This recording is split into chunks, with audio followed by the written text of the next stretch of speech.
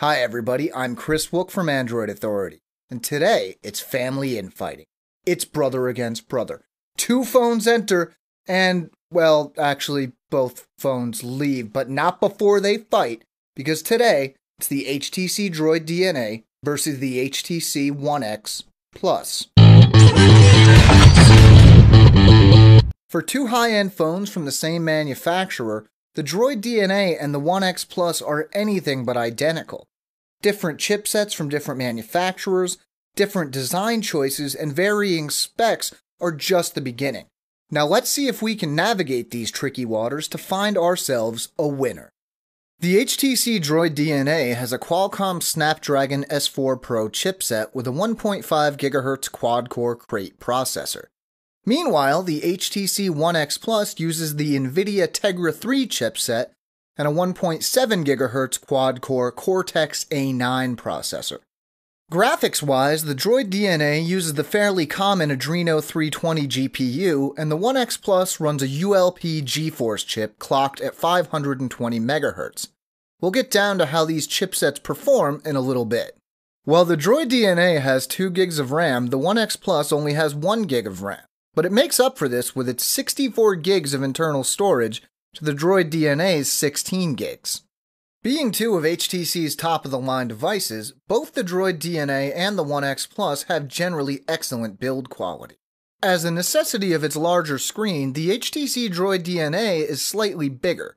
It's clearly longer than the One X Plus, and the Droid DNA is wider and thicker as well, but by less than 1 mm. The layouts of the Droid DNA and the One X Plus are very similar, with the capacitive buttons and the volume buttons being located in the same spots. The position of the headphone jack is the same as well, with the only difference in layout being the placement of the power button.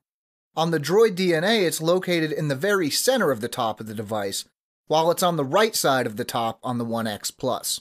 One small thing that I found I really preferred about the HTC One X Plus is its haptic feedback.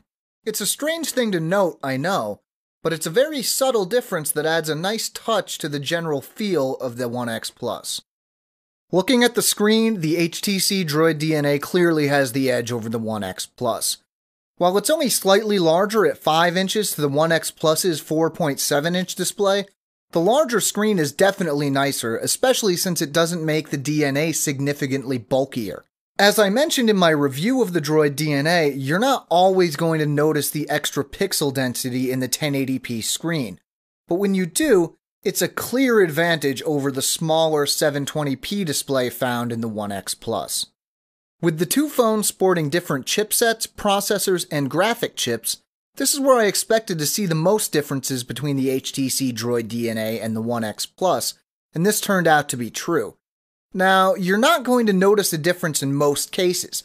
When launching or running apps, both of these devices perform very well. While I don't put much credence into benchmarks, this is where the differences were the most obvious. The Droid DNA came out ahead in nearly every test I threw at both devices, especially when the CPU was receiving the brunt of the testing. When the GPU was being more heavily taxed, the Tegra-powered One X Plus would often show higher frame rates, though both devices remained close. It's worth noting that during benchmarks, I noticed the HTC One X Plus would warm up very quickly, while the Droid DNA would stay cool. Later on during testing, I noticed the One X Plus had a tendency to get warm fairly often. The rear-facing cameras on the Droid DNA and the One X Plus appear to be identical. The megapixels, focal lengths, and aperture sizes are the same, and if you take a picture of the same scene from the same location in the same lighting, it's difficult to impossible to tell which phone it came from. The same goes for the 1080p video capture. As long as the scene and lighting is the same, you'll end up with the same results from either camera.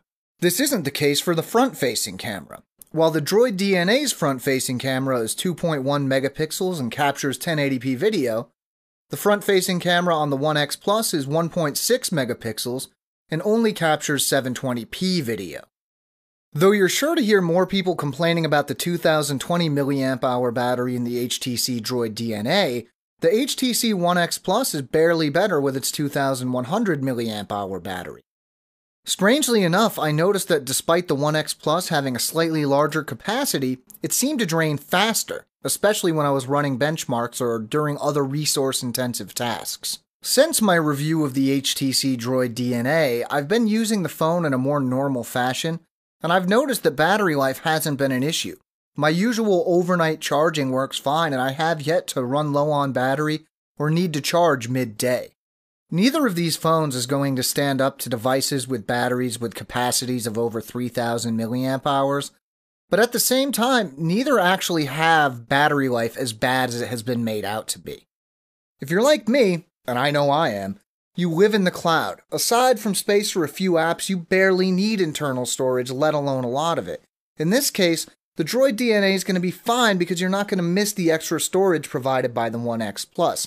Now, you probably also spend a lot on your data plan or have to stay pretty close to Wi-Fi hotspots, but that's a different story. On the other hand, you may be an app addict. You may download music and movies and games constantly. You may not even be aware of the fact that you can delete photos and videos from your phone. In that case, the 11 usable gigabytes of storage on the Droid DNA aren't going to last you more than a few minutes. In that case, you're going to want to go with the One X Plus. Then there are the screens. If you've ever seen me talk about the Droid DNA before, you'll know that I absolutely loved this screen. That said, on a display this size, 780p is nothing to sneeze at. Personally, I choose the Droid DNA, mainly because of its screen, but I also prefer the way that it handles, and frankly, this may not matter all that much, but I think it's the better looking of the two phones. Now it's your turn. Which of these two phones do you prefer and why? Let us and everybody else know in the comments.